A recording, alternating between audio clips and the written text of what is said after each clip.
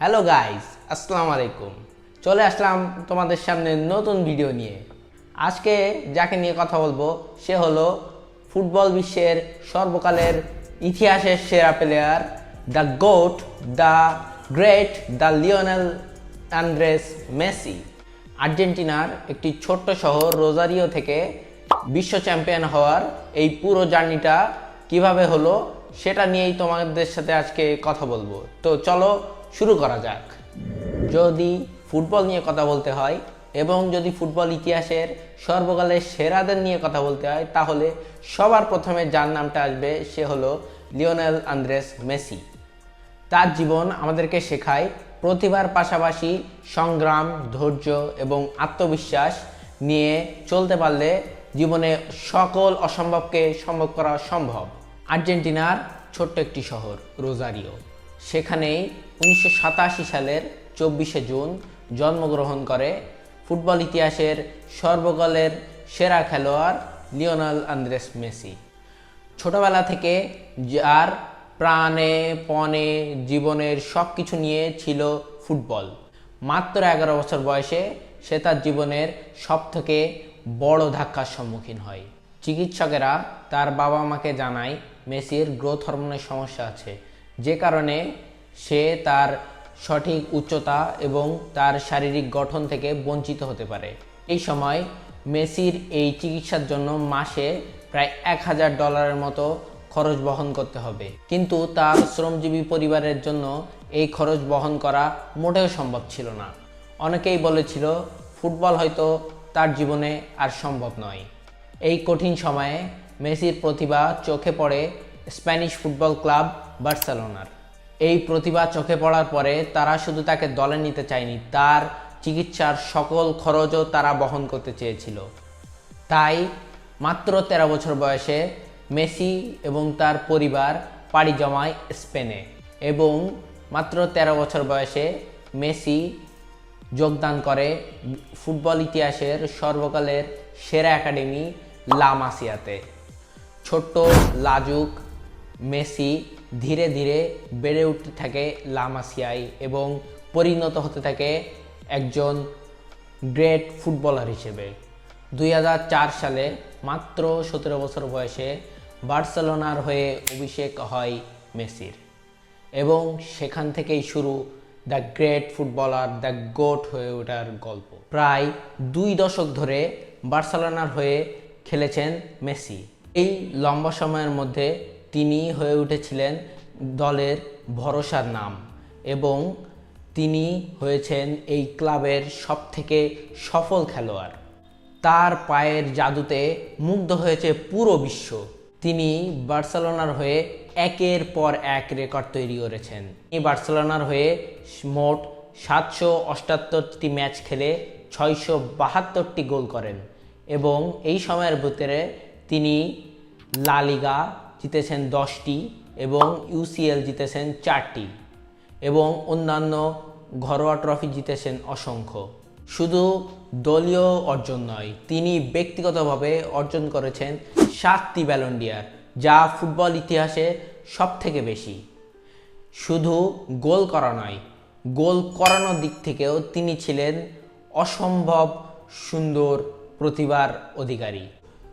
প্রতিটা রাত, প্রতিটা দিন, প্রতিটা ক্ষণে যখন মেসি খেলেছে অবাকভাবে তাকিয়ে দেখেছে পুরো বিশ্ব।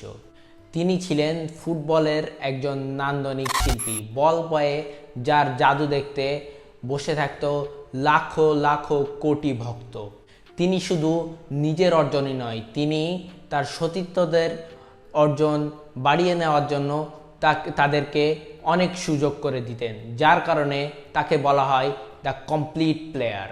বার্সেলোনা ক্লাবের হয়ে তিনি ছিলেন খুবই খুবই সফল, কিন্তু তার নিজের দেশের জন্য, তার নিজের জাতীয় দলের জন্য তার পথটা মোটেও সহজ ছিল না। বারবার বড় বড় টুর্নামেন্টের ফাইনালে গিয়েও তাকে হারতে হয়েছে। 2014 সালে বিশ্বকাপের ফাইনালে জার্মানির কাছে শেষ মিনিটের গোলে তাকে হারতে হয়। বিশ্বকাপের ফাইনাল হারার পরে পরপর 2টি কোপা আমেরিকার ফাইনালেও তাকে হারতে হয়, যার কারণে অনেক সমালোচনার মুখে পড়তে হয় তাকে। সবাই বলতে থাকে মেসি শুধু ক্লাবের জন্যই সেরা, সে জাতীয় দলের জন্য কিছুই করতে পারেনি। তাকে কেউ ইতিহাসের সেরা ফুটবলার হিসেবে মানতে চাইতো না, কারণ তার জাতীয় দলের কোনো অর্জন ছিল না, তার কোনো ইন্টারন্যাশনাল ট্রফি ছিল না। একটা সময় এই চাপ সহ্য না করতে পেরে তিনি অবসরের ঘোষণা দেন। কিন্তু সবাই জানতো মেসিকে ছাড়া আর্জেন্টিনা দল অসম্পূর্ণ। তাই ভক্তদের আহ্বানে মেসি আবার 2018 সালে ওয়ার্ল্ড কাপ বাছাইয়ে যখন আর্জেন্টিনা ওয়ার্ল্ড কাপ বাছাই পর্ব থেকে বাদ পড়ার মতো অবস্থা, তখন আবার প্রত্যাবর্তন করেন মেসি ফিরে আসেন এবং আর্জেন্টিনাকে কোয়ালিফাই করান 2018 সালের ওয়ার্ল্ড কাপে। তার এই প্রত্যাবর্তন ইতিহাস গড়ে পড়ে। 2021 সালে ব্রাজিলকে তাদের নিজের ঘরের মাঠে হারিয়ে তার প্রথম আন্তর্জাতিক শিরোপা কোপা আমেরিকা জয় করে আর্জেন্টিনা এবং মেসি। দীর্ঘ 28 বছর পরে আর্জেন্টিনা কোনো একটি বড় শিরোপা জেতে। তারপরে আসে 2022 সাল কাতার বিশ্বকাপের আগে টানা 35 ম্যাচ অপরাজিত থেকে সবথেকে ফেভারিট একটি দল হয়ে যায় তারা বিশ্বকাপে। কিন্তু কাতার বিশ্বকাপের প্রথম ম্যাচে সবথেকে দুর্বল একটি টিম সৌদি আরবের কাছে হারতে হয় আর্জেন্টিনাকে। এই একটি হারের পরেই আবার শুরু হয় সমালোচনা, নানান ধরনের সমালোচনা। তখন ভাইরাল একটি ডায়লগ, ওয়্যার ইজ মেসি। তখন মেসি আমাদের মতো ভক্তদেরকে শান্ত থাকতে বলেন এবং ভরসা রাখতে বলেন তার এবং তার দলের প্রতি। সে বলে তারা কখনোই আমাদেরকে নিরাশ করবে না, এবং মেসি তার কথা রাখে। বিশ্বকাপের দ্বিতীয় ম্যাচে মেক্সিকোর সাথে দারুণ একটি আউট অফ দ্য বক্স শটে গোল করেন মেসি এবং আবার আমাদেরকে উজ্জীবিত করেন। তারপর একে একে পোল্যান্ডের সাথে জয় নিয়ে অস্ট্রেলিয়াকে রাউন্ড অফ 16-এ হারিয়ে কোয়ার্টার ফাইনালে মুখোমুখি হয় নেদারল্যান্ডসের সাথে, যেখানে একটি অসম্ভব সুন্দর ম্যাচ আমরা দেখতে পারি।